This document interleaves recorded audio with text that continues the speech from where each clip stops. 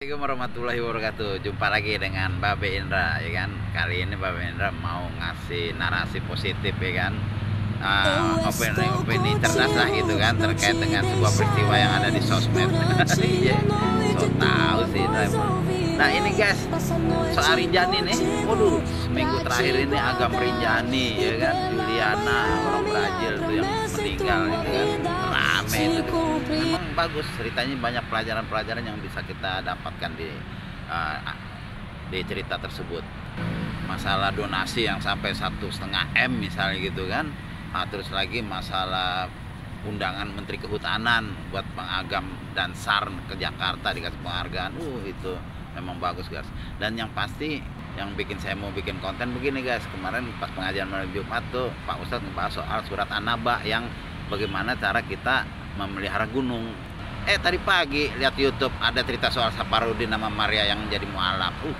Iya guys, jadi ternyata itu banyak cerita dari Rinjani yang bisa kita dapatkan hikmahnya nih, karena memang itu gunung gede itu di Lombok Timur yang beneran itu ekstrim lah kalau saya lihat itu ya.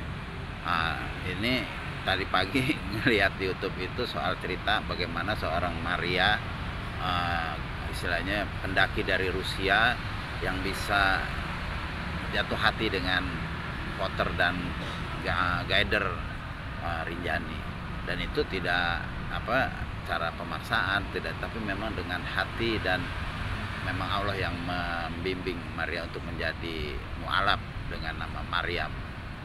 Itu cakep guys, nanti saya kasih tahu sedikit videonya. Nah, terkait polemik Brazil Indonesia juga nih, banyak lah netizen yang bilang di Brazil Indonesia tidak serius lah karena lama. Padahal kan, tapi sementara ada juga warga Brazil yang bilang itu memang cuacanya buruk, dan sangat berterima kasih lah kepada Indonesia yang sudah bisa membawa jenazah Juliana ke Brazil. Intinya dari semua pro kontra tetap Menteri Kehutanan akan melakukan perbaikan-perbaikan terkait dengan perizinan, dengan keselamatan di gunung pendakian, terutama yang disampaikan Bang Agam Rinjani. Kalau memang duit itu didapat, akan diberikan alat-alat untuk penyelamatan dan penanaman pohon. Beneran nggak nyangka tuh anak Makassar cakep itu punya ide. Jadi kalau saya sih, menurut saya udah di close aja dah orang Brazil tuh. Jadi si Juliana itu kecapean istirahat, masih malam gelap gulita jam 4. Terus istirahat itu dia mau ke WC buang air mungkin, cuman ke pinggir sendiri jalan, air keprosok. Sedangkan si guidernya Mustafa itu yang kan nganter temannya yang 5 ke puncak, karena memang tujuannya sampai puncak, setelah itu baru balik lagi. Jadi sebenarnya clear guys, itu memang murni kecelakaan, dan bukannya si guider tidak cepat menolong atau gimana, memang dia juga malam itu langsung turun ke bawah paginya itu mau menyelamatkan, tapi memang karena terlalu dalam, jadi memang agak sulit, dan tambangnya juga kurang katanya, karena memang bawa ya wajar lah, karena nggak mungkin kan bawa ke puncak, dia harus bawa ratusan meter. Itu 100 meter itu udah berat guys, dan apalagi si almarhumah terprosok lagi karena dia berusaha untuk bergerak gitu kan untuk menyelamatkan diri, tapi wallahualam bisawab lah, itu memang sudah kejadian seperti itu ya. Nah, terkait cerita Saparudin sama Maria nih yang lumayan juga mengandung bawang nih pagi-pagi nih kita, ya kan.